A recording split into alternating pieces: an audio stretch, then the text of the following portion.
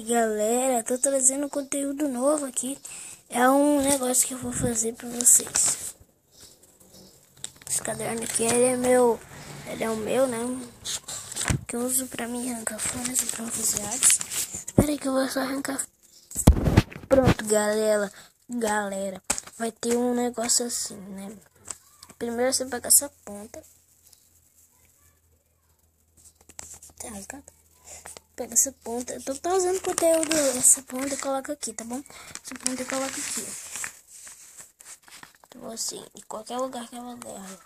Esse conteúdo novo aí é bem especial. Daí você dobra, tá bom? Só dobra. Agora você dobra aqui também. É ruim mexer com o celular, né, gente? Aí vem aqui.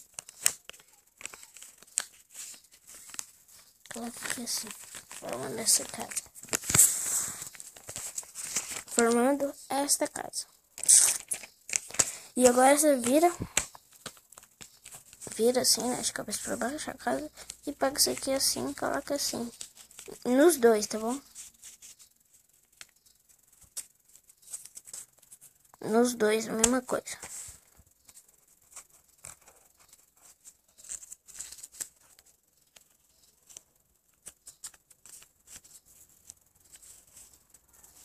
Sim, né, galera? E aí você faz assim. Dobra.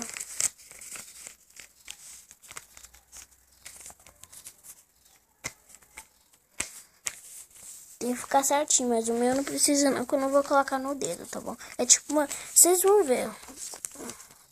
É uma garra, tá bom?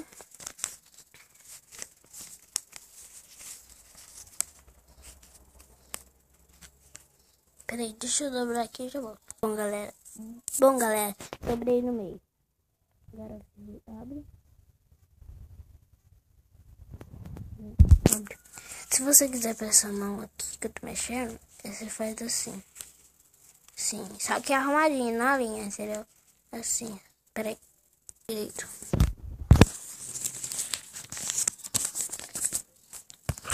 E agora se dá uma bem de... E agora se dá uma bem de uma dobradinha assim. Agora também você vira. Pega essa parte aqui, assim. Essa parte aqui. Sem ser a parte que eu dobrei. Faz assim. Agora viro. Sobra esse pedaço. Nós coloca assim. Dobra assim, né? E coloca esse pedaço aqui dentro desse buraco, tá vendo? Tem um buraco aqui. Vamos ver se dá pra vocês verem. Tem um buraco lá. Não é lá que a gente vai colocar o dedo não, mas eu vou colocar aqui, tá bom?